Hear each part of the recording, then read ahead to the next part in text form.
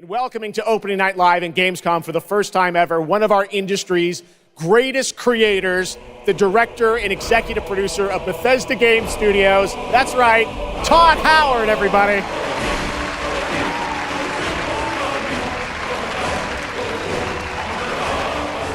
Todd, thank you so much for coming all this way to Gamescom.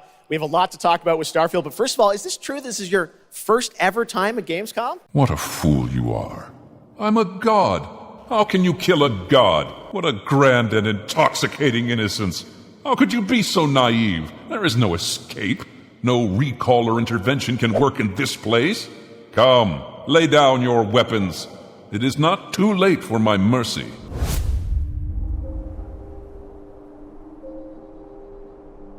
Bethesda games are a unique existence to me, not only because I actually like them, contrary to whatever title this video is called, but I enjoy a lot of what they have to offer. There's a lot to explore, there's a lot to find, and just being in these settings is so enriching, and there's something special about it. But I have a problem. I have not finished a single one of their games. So let's talk about it and let's find out why. I always wondered if I was the only one with these type of experiences with these Bethesda games. Bethesda has been under fire for many years now, so I'm not here to tuck little Todd Howard to bed at night, nor am I here to teabag him with my Dovahkiin balls. I don't hold any unconditional love for any company. I'm not like the other girls. I'm kind of in a unique position in the sense that I started off my PC gaming journey with two banger games, Unturned and Fallout New Vegas.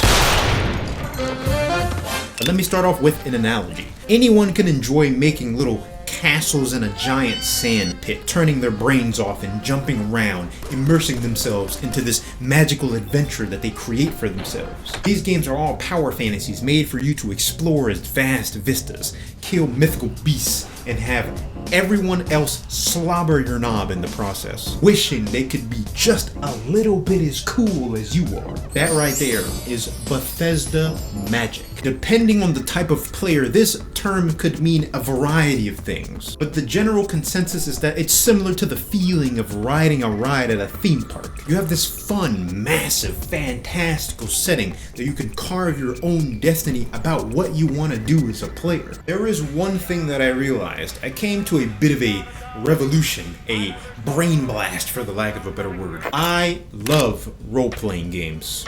Games where you are placed into a role in a well-crafted world that knows how to lie to you. And they do it so damn well that you become obsessed with them. Bethesda does not make role-playing games. They make Bethesda games. Those are two different things. Action-adventure role-playing experiences with massive worlds that give the illusion of depth, with the potential wonder of finding hundreds of secrets around every corner. But these games lack the true density of the 9 layers of hell. When it comes to Bethesda, there are several games that achieve a similar feeling, but do so in a better scope, like The Witcher 3 or Divinity Original Sin. Like, those are actual role-playing games because you are placed into the roles of those characters and you are allowed to play out the story however you want. Your choices actually matter. Skyrim, Fallout 4, Cyberpunk 2077, and Starfield. 4 games, all with one thing in common. Large, unique worlds that have more than just a pizza cooking in the oven. They have double cheese and stuffed crust too, with a bunch of factions and differing side characters that may be cool depending on where you end up in the story. Cyberpunk 2077 is an interesting case because it's a Bethesda game that's not made by Bethesda. You have a lot of that Bethesda magic in it, but it achieves something deeper and there's a bit more meaningful behind it. A lot of those characters that you talk to in Cyberpunk almost feel real. Like, they feel like real people. They do real actions and stuff that you just normally don't see in video games without this shit happening. It feels like you're actually there. But if you peek a little bit under the hood, you start to notice that all of these little details are kind of bland and one-dimensional. No matter what actions you end up doing, a lot of them don't really affect the characters or the world itself. This is important because in a role-playing game, your immersion levels skyrocket when the world itself acknowledges your actions. There's just something weirdly uncanny about how these characters move and act. Merely walking by you is enough for them to drive by, dump their life story on you. Do you get to the Cloud District very often? Oh, what am I saying? Men are all alike, from Skyrim to Hammerfall. They care only for war and politics.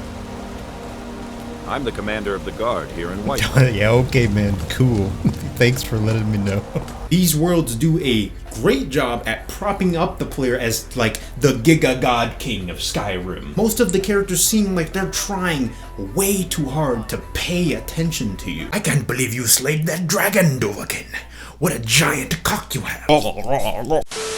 That's my real problem. When will Bethesda make a game where you feel like you are actually part of the world, not the Dragonborn? In The Witcher 3, Geralt isn't the only Witcher. There are other Witchers in the world that are grinding coin just as hard as he is. This style of RPG is probably the most modded and altered games like ever made, and it's not even close. Stardew Valley is the only odd one out, but that game's a banger, so it can keep its spot. Now this is kind of hyperbole, but I think it's pretty crazy that fans attempt to mod this game to be the perfect version that they were promised, you know, to the point that even to this day, they'd rather play these two games than anything else they make. Now it would be easy to blame the consumers for Bethesda being so stuck in the past, but I think that at this point that's kind of ridiculous. They're willingly doing it by just making the same type of game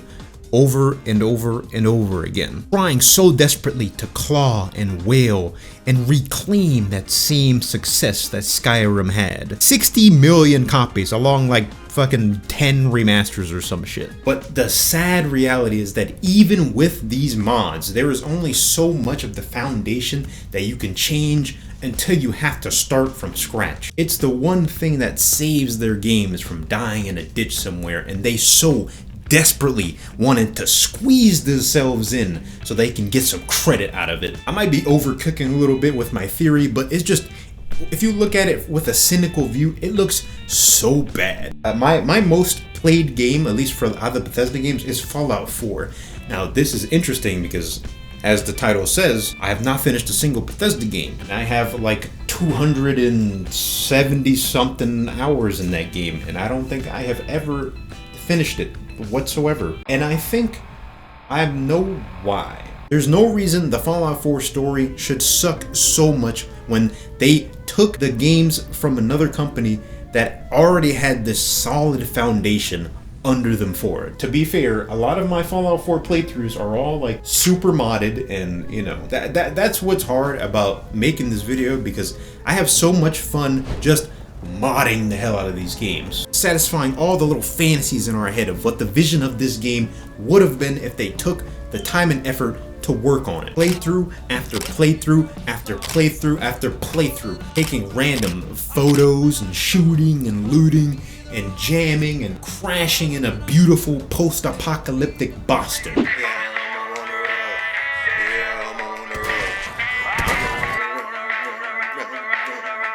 Starfield is a rare case because, as far as I'm concerned, that game is shit for a plethora of different reasons. If you travel back in time a little bit, my video on Starfield was a bit of a shitpost. I obviously didn't finish the game. It was supremely boring for me. It lacked a setting that was interesting by attempting to be a bit too realistic.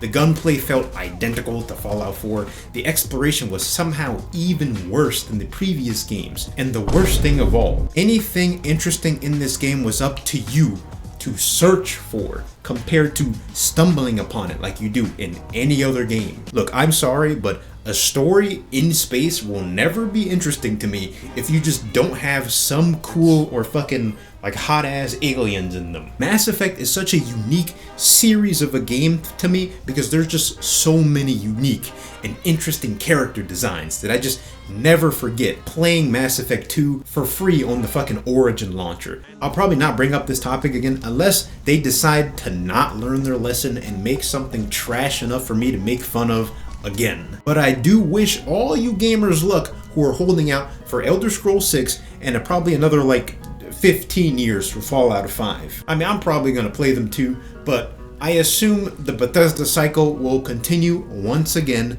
Todd Howard is going to walk his dorky ass back on stage and tell us sweet little lies again, and everyone will fall for his relatable latent charm. Alright, see ya.